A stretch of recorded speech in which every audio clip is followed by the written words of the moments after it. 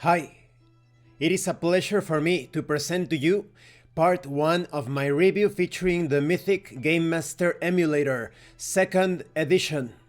I think that it is fair to say that the Mythic Game Master Emulator is the most important solo role-playing game document. It is the one that started it all. Before that, we only had pre-written adventures in the style of Tunnels and Trolls, Choose Your Own Path, but the Mythic Game Master Emulator was the first to allow you to create organically or dynamically generated adventures for any tabletop RPG in existence. And now, the 2nd edition attempts to improve upon that. Is that even possible? We shall see. Let's talk about the quality of the PDF. The quality is excellent. You have bookmarks, you have hyperlinks, you have beautiful illustrations and graphic design. You have the option to turn off layers, so if you want to print this, you will save a lot of money on ink. Everything is well organized, written, and explained. This is one of the highest quality documents out there. Now, let's talk about the contents. First, you have some thoughts, straight from the author Tana Pigeon. I cannot stress enough the importance of Tana Pigeon and the Mythic Game Master Emulator.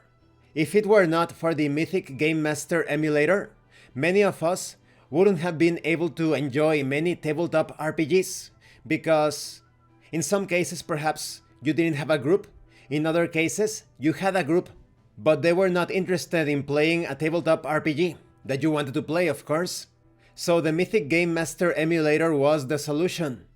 And it's quite interesting to know that when first designed, Tana didn't think that the document would become what I would say a cornerstone for solo role-playing games. I would say the cornerstone, because many emulators, tables, oracles that came after it, they all took inspiration from the Mythic Game Master Emulator. This is constantly mentioned across all of those oracles and emulators.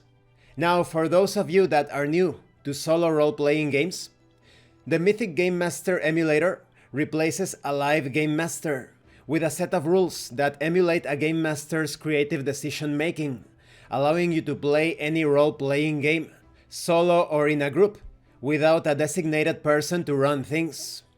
Mythic becomes your Game Master, answering your questions and progressing the adventure one step at a time. While the system is based in your expectations and interpretations, it's designed to periodically subvert those expectations and introduce surprises to keep the narrative exciting.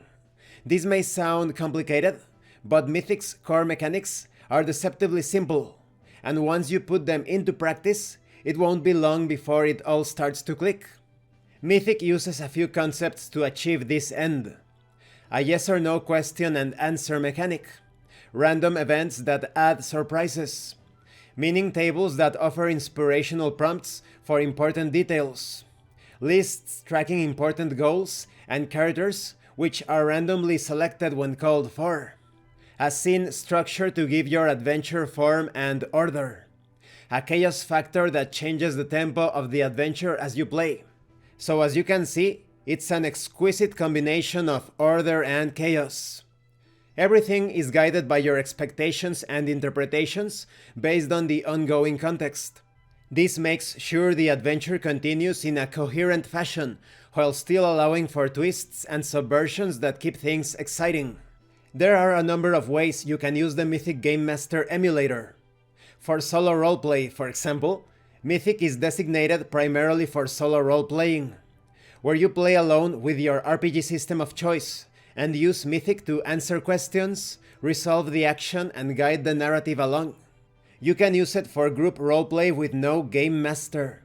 The same rules that allow you to play solo can also be used by a group of players, referring to Mythic for information about the game world instead of a Game Master. Group play like this requires players to agree on when to ask questions, what questions to ask, and how to interpret results. Exactly how you arrange to play will depend on your particular group's dynamics. So as you can see, it's very different from playing with your Game Master, where you are not asking questions, you are playing a role-playing game. Your character obtains information from the game world through roleplay.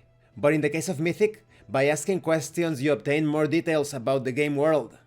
It's important to note that a group of players using Mythic to guide their adventures should decide ahead of time how decisions will be made, such as what the first scene will be, how to come up with expected scenes, when to ask questions, what questions to ask, and how to interpret Mythic's answers and prompts.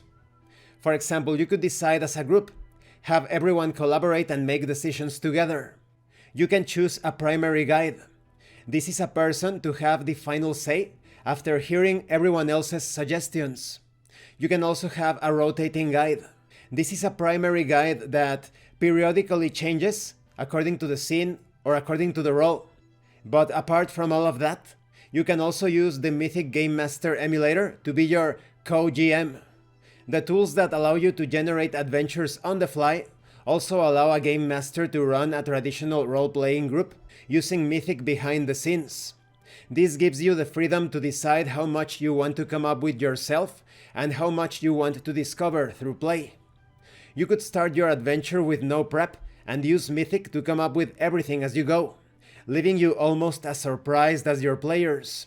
Or you could generate the adventure in advance and tweak things to your liking before you hit the table with your group. If you'd rather split the difference, Mythic can be used to come up with adventure seeds that act as a springboard for your own ideas without you having to start from scratch. If you'd prefer to do most of the prep work yourself, you could use Mythic to fill in the gaps of your outline or shape anything you hadn't counted on once the adventure is live. Mythic can easily become your advisor, suggesting twists or alternatives to what you already have that you can run with or discard as you see fit. And these are just a few ways in which you can use Mythic. Imaginative players can find other ways.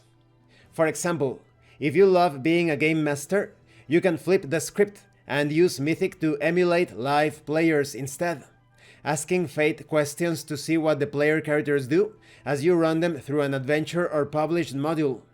So this Game Master Emulator also contains information on how to do that, but you also have details on how to play pre-written modules, that is, purchasing a published module and running it for yourself using the Mythic Game Master Emulator 2nd edition. Thank you for watching this part of the review. In the next part, we are going to talk about fate questions, random events, and scenes. I think that with this 2nd edition, the versatility of Mythic has improved quite a bit.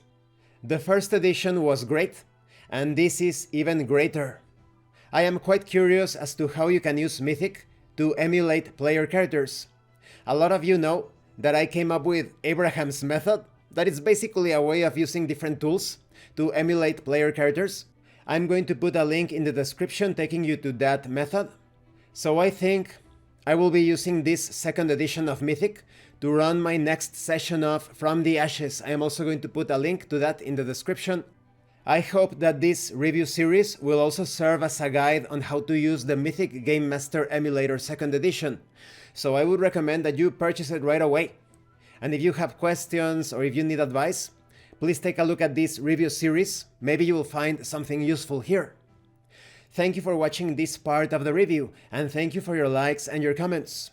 If you have any questions or comments, please let me know. And thank you so much to those of you that are going the extra mile to support the channel. If anyone else wishes to further support the channel, the information on how to do that will be in the description below. Once again, thank you, and see you later.